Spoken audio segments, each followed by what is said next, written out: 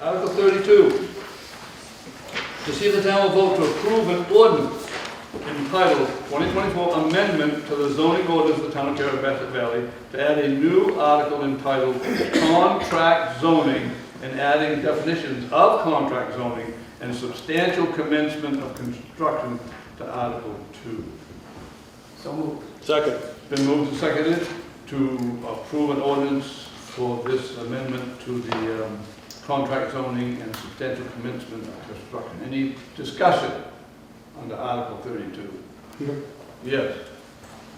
Yeah, what is it specifically for? Is it what property or the town, specific town property, the property that is right behind us? Chris. Yeah, I'll take that unless you want it, Brian. Go for it. The contract zoning article that's being proposed is a town-wide from one end to the other, so it doesn't speak to any given parcel. It's a process, it's a tool. It has to follow state statutes that are critical, that it needs to follow what the town wants to see around it, but it allows some flex on that. It goes through planning board, a public hearing, and planning board, select board, and then a vote of the town, so that it's not something that just comes in to decide on it. It's one of our, somebody who done some homework. It's been used for housing. That's what the select board had asked the planning board to look at this and develop a model to bring forward. That's what's in front of you tonight. It's been used for housing. It's been used for recreation parks. It's been used for 30 different entire things, so it's not only housing across the state, but it's not aimed at any given parcel, and it's open for anything, Tom. Sorry, I'm supposed to speak to Peter. Yes, down here. So we have ordinances in this town that have been discussed and approved, voted on and approved, and amended as recently as 5 minutes ago. And we have a Board of Appeals in this town. So if there's something that's not in the ordinance or somebody wants a non-conforming, no? Well, they have to meet really strict guidelines. Can't turn it down. This Is there a Board of Appeals? We have one, Yeah, I thought that we had a Board of Appeals. but read the guidelines. They have guidelines, but that's right, they have guidelines. So we've got ordinances, we've got ways to amend the ordinances, because we just did in the last article. And we have a Board of Appeals. Somebody has something that's not currently in the ordinances, but they need to address that. And somehow we need this contract zoning, which seems if it's something that's not allowed by the ordinances, can't wait till the ordinances get changed, or doesn't get changed, can't get through the Board of Appeals, and then it goes out to a vote of the town. So it seems to me that it's that, so if somebody doesn't like the ordinances, a proposed project, then they want to go out to a popularity contest instead of following the ordinances. I think that in general, there's a bunch of guidelines that follow with the contract zoning. And one of them is public purpose.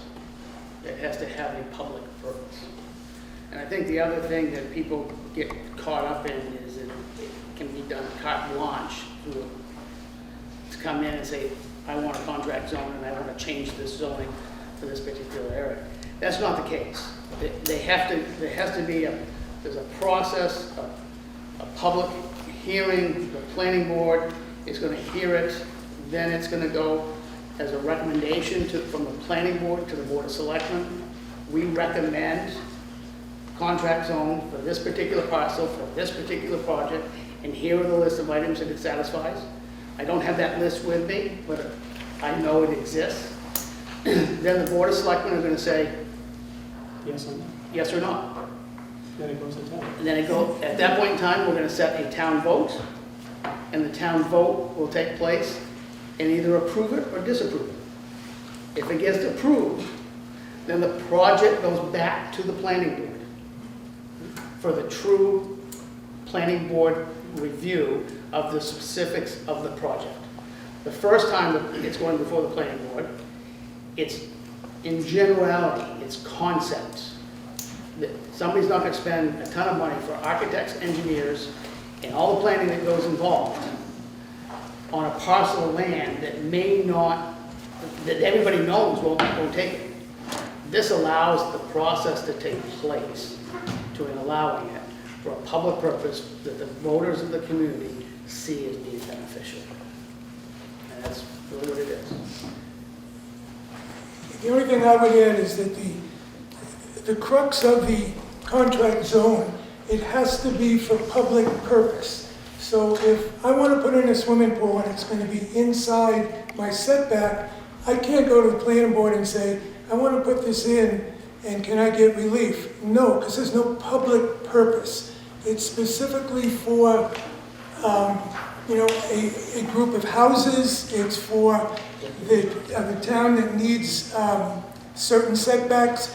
It's very defined and it's there's multiple levels of people that have to sign off on this. But the biggest one that I took off from this is that it has to be public purpose. So you can't rezone your backyard or rezone an area unless there's public purpose. And that's a really high hurdle to jump over. So that is that in my opinion is the protection. And what the planning board is really saying is we would like a tool, but we don't know, but we can't specifically say yes and no until we see it. And there has to be public purpose. Thank you, Lloyd. That answered my question. Any further questions or comments? Yes, in the back? Yes. Just one question, was Gus Carey planning board recommendation for approval? We haven't heard from any planning board members tonight, and I was curious if one of them would speak to the topic.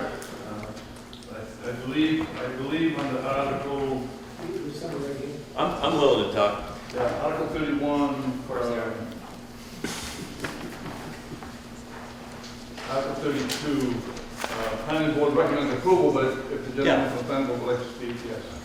I'm Tim Garenser, I'm on the planning board, and I had questions as well. So I went to the 2003 copy of the comprehensive plan, and just after a quick search, I found 5 places where they mentioned contract zoning as being of use to the town back in 2003.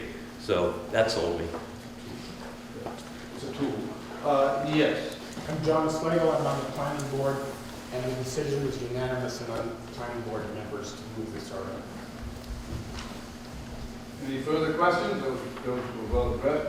Any further questions? Seeing and hearing none, I'll put the question. Will the town vote to approve an ordinance entitled 2024 Amendment to the Zoning Ordinance of the Town of Carabasset Valley, Maine, to add a new article entitled Contract Zoning and adding definitions of contract zoning and substantial commencement of construction to Article 2? All those in favor? Aye. Any opposed? Motion carried. Article 33, to see if the town will vote to approve an ordinance entitled 2024 Amendments to the Shoreline Zoning Ordinance of the Town of Carabasset Valley, Maine, and the accompanying shoreline zoning map.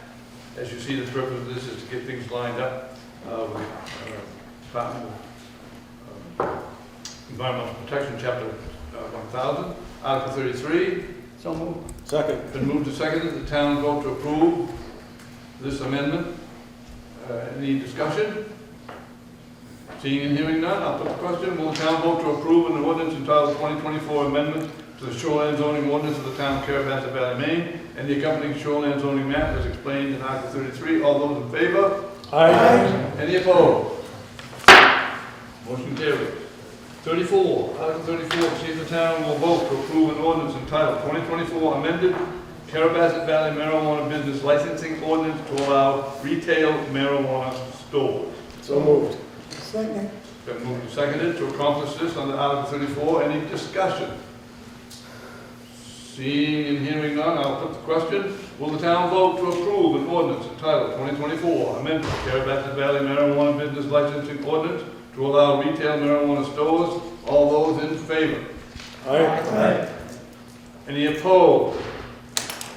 Motion carried. Quiet. Carried. Article 35, to see if the town will vote to authorize the select board on behalf of the town to apply for and accept land and water conservation grant fund from the state of Maine Department of Conservation for those items as listed in Article 35. So You see moved. the amounts. Second. Been moved and seconded that the town vote to authorize the select board to do these things under Article 35. Any discussion? Yes, sir. Yeah, I'm Charlie Humphreys. I'm just curious, I'm not sure I'm clear on how this reads. I understand that the town is looking for permission to request $80,000 in grant funds. Is the request or is the vote also to allow the town then to spend the $80,000 in matching funds for that project, or? Yeah, so you're asking us to vote now on whether we think the town should spend $80,000 if we can get the grant money? Correct. It would be a match out of the recreation endowment fund of $80,000 would match the grant, if the grant. And that's for this homologated course loop growth? Correct. Okay. I guess the next question is, I'm all for a proper homologated loop to produce good races here, which one must have to be able to hold races. But I'm wondering if we might have the cart before the horse a little bit on this one? With no snowmaking, without the people necessary to be able to put on a race like that? Is it money well spent, is my concern. Yeah. Yes, yep, you have the floor. I think so. Yes? I think the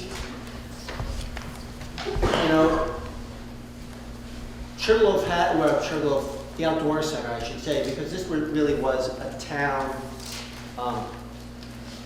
survey in 2009.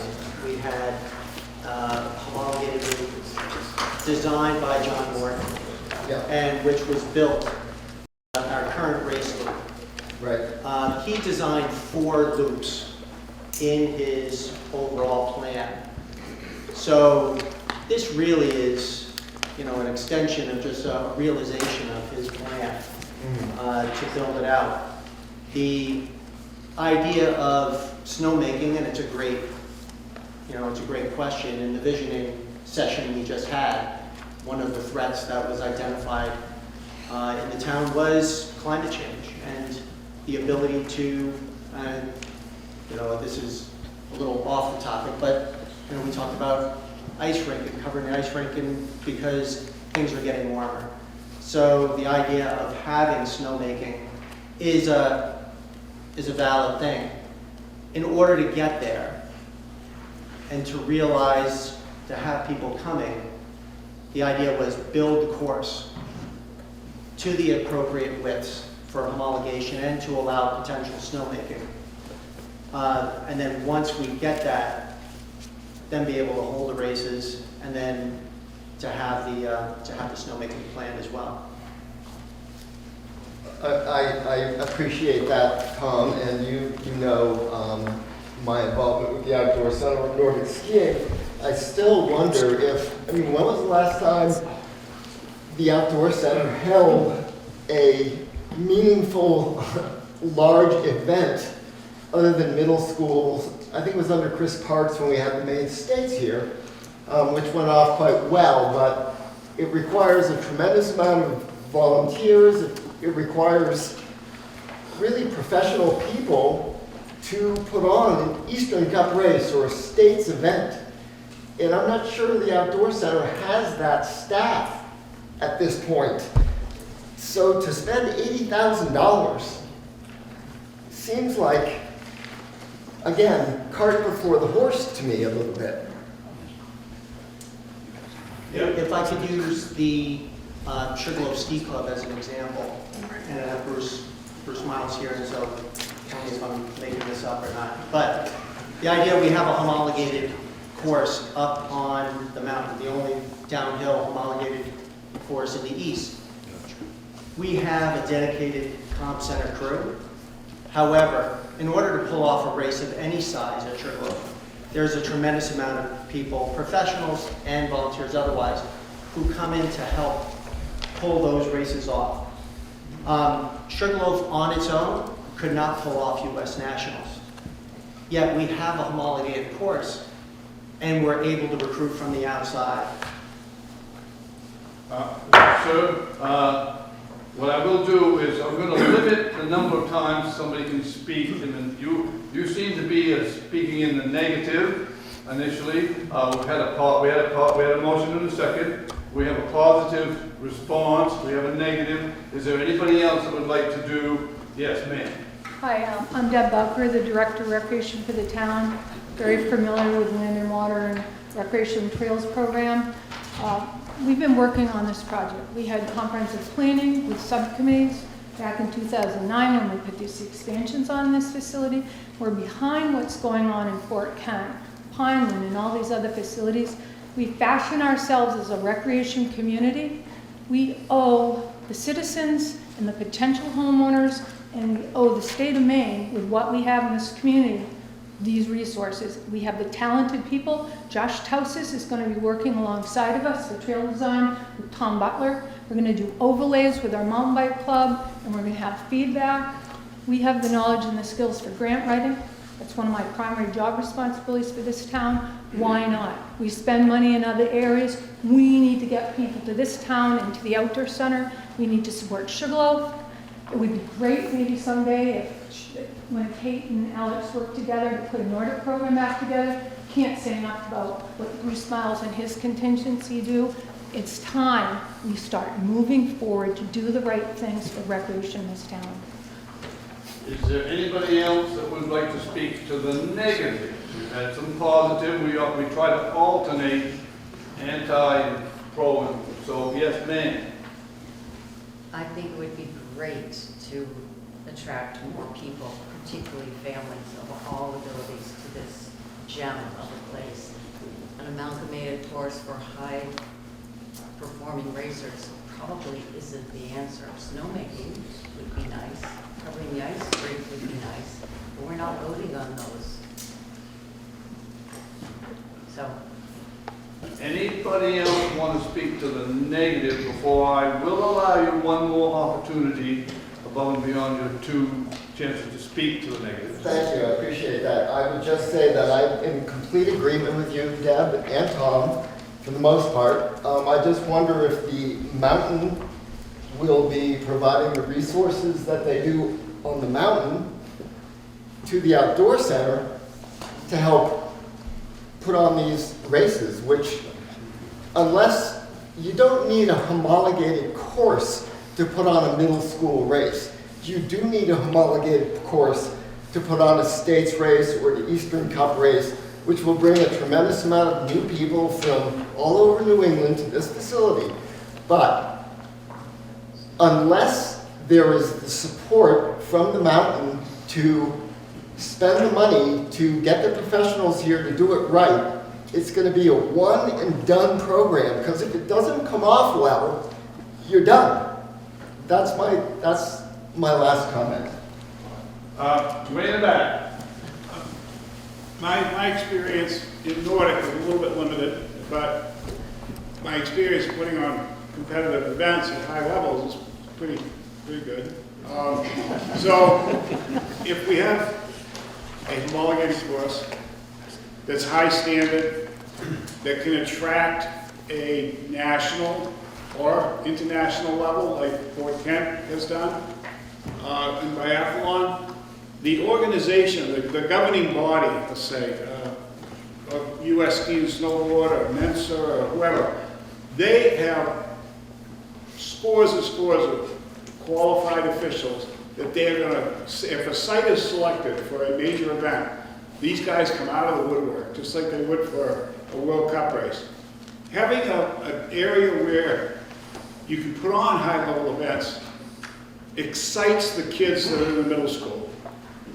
They come, they see this stuff, they get excited about the sport, It helps the sport grow from the bottom up. So I think it's really important to have this outdoor center be the most used phrase, world-class in Nordic.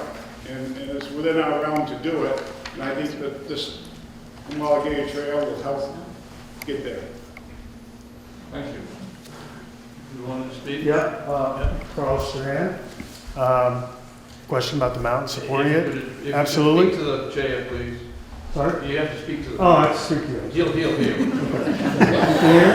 Okay. We don't hear well. Yeah, the question is, Go this way, Colin. go this way a little bit? If the question is, well, Sugarloaf supports it, yes, absolutely. We've been working, Tom's been working on with the town to try to help develop this. We talked about snowmaking, we talked about all that, just to bring that level back here. We used to have it, we want to bring it back. And we think it's a great early season thing, mid-season thing, and also during the week too. We don't need to build our business that way, so absolutely. Okay. Thank you. Any further discussion? I'm not going to limit debate under the circumstances, but seeing and hearing, I think from my point of view, it's been well covered. Appreciate that. Seeing and hearing no. One last comment, I really appreciate the discussion. It makes me feel much better about spending $80,000. I'm on board. I just needed to hear some discussion about it. And I'm very pleased to hear. That was my second rule. Good debate, reasonable debate. You accomplished that. Kudos to everybody. Yes, thank you. Seeing and hearing no more, I will put the question. To see if the town will vote to authorize the selectmen under Article 35 to seek out these grants and to accomplish these purposes in light of the outdoor center. All those in favor? Aye. Any opposed? Motion carried. Okay, now, I see nothing left before me on the warrant for the Carabassa Town Meeting. I'll entertain a motion to adjourn. So moved. Been moved and seconded to adjourn. Thank you very much. Please leave the building.